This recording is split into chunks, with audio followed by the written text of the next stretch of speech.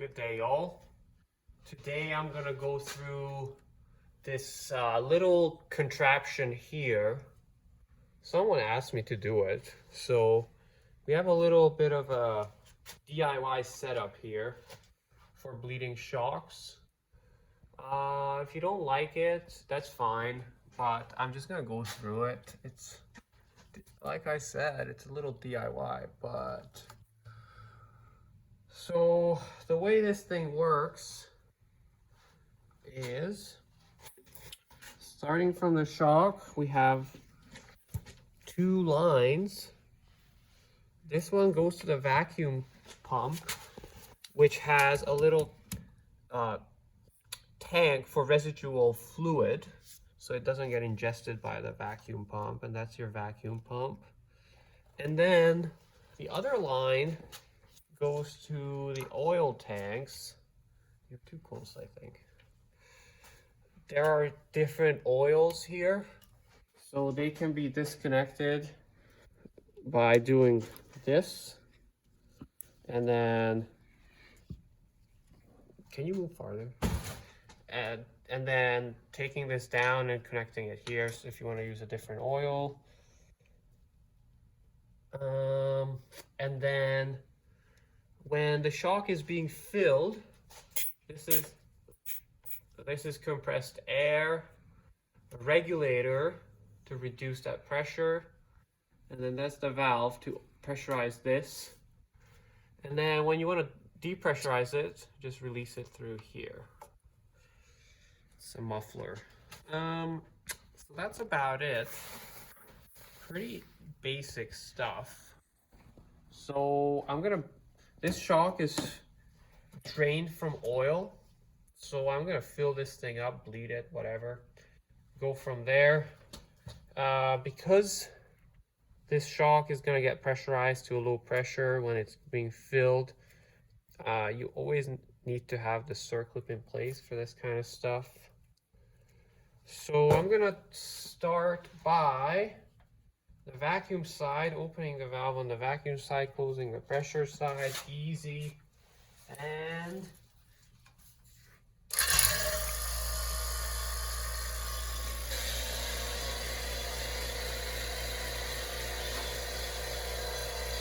that's just a few droplets of oil from the line.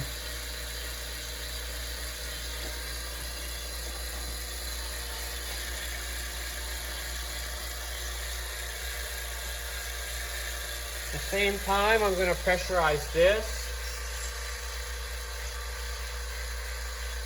So I'm going to call this good here. Close this off. Open this. And this thing comes out.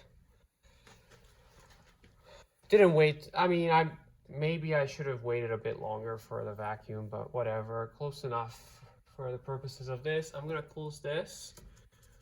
Compressed air. I'm gonna release the pressure and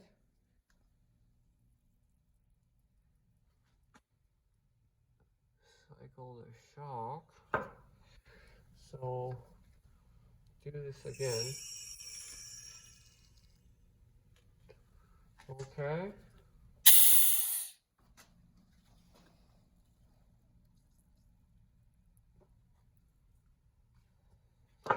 Few air bubbles, pretty solid.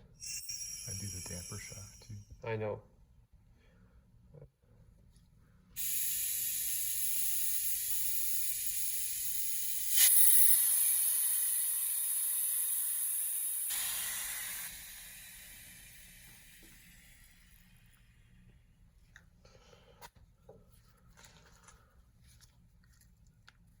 Okay.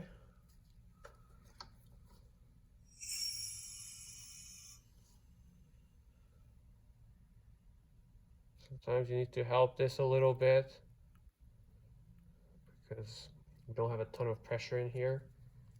Okay. It also helps when the rebound is fully open. Okay, so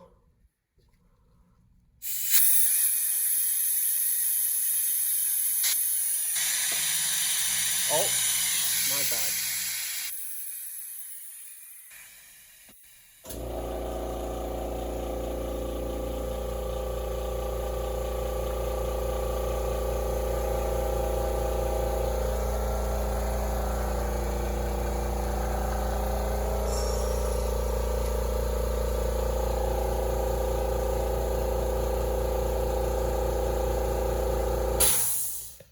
I didn't wait long enough for the vacuum. I'm just gonna check this. I definitely didn't wait long enough for the vacuum pump. That's why there's so much air in this.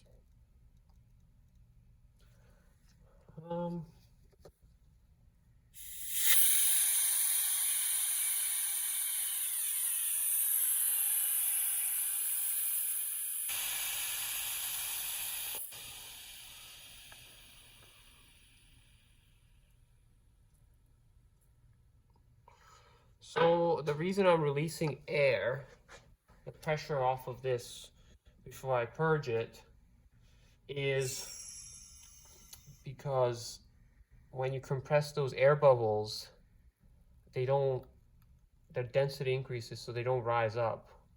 So they might only go partway up this tube.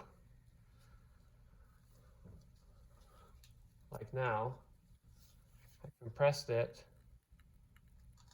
and nothing comes out.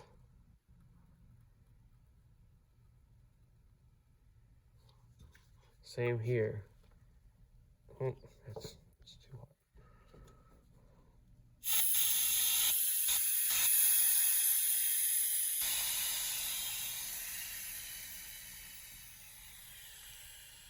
No bubbles. Okay, a couple bubblies in there.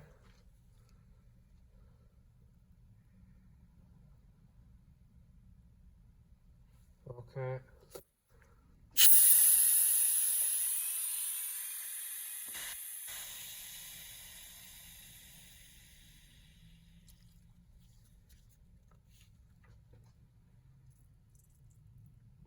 Oof.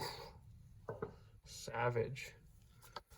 Okay, so this is a bit of a putz around.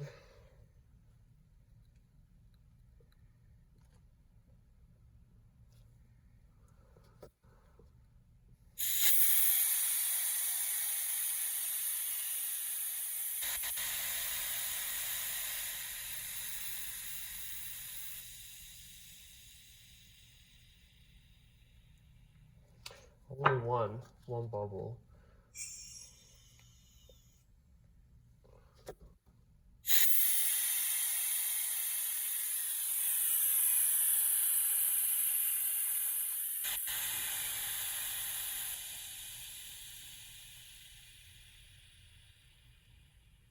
Zero bubbles, finally. Okay. So, we'll fill this thing up like that. Release the pressure.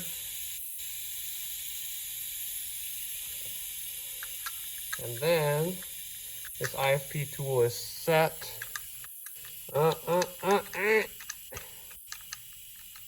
Holy smokes.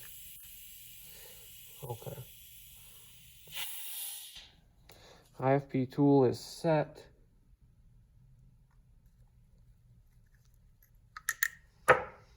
So, set the IFP. Okay.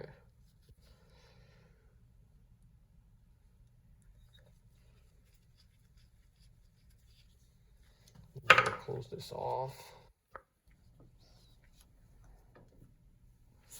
So that's it. Now I'm gonna go and pump this thing out. That's gonna get replaced.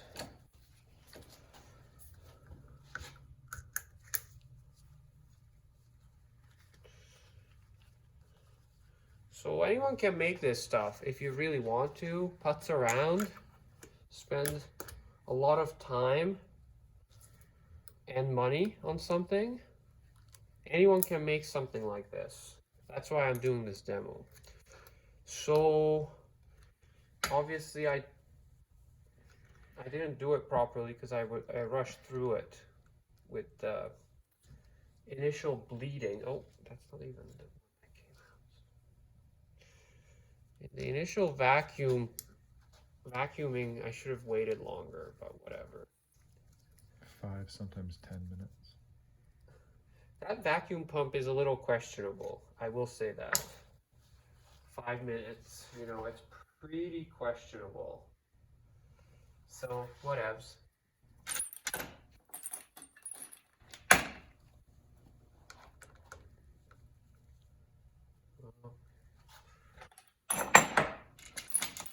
There are a million of the same adapters here.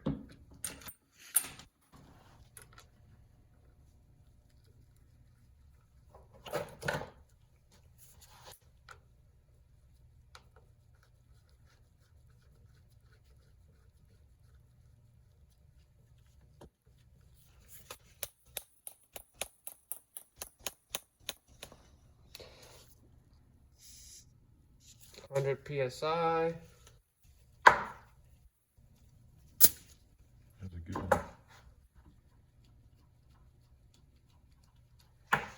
And let's see what happens. First lockout, it works. Wow.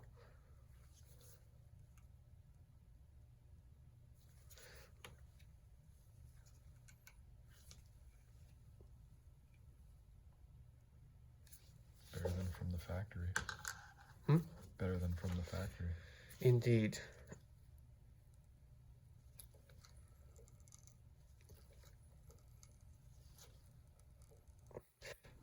So that's it.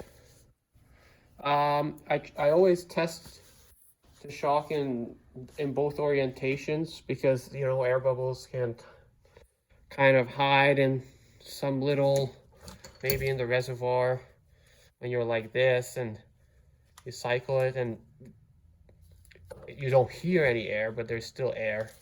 So then I flip it around, do the same thing, so that can't happen, and seems to work. Boom.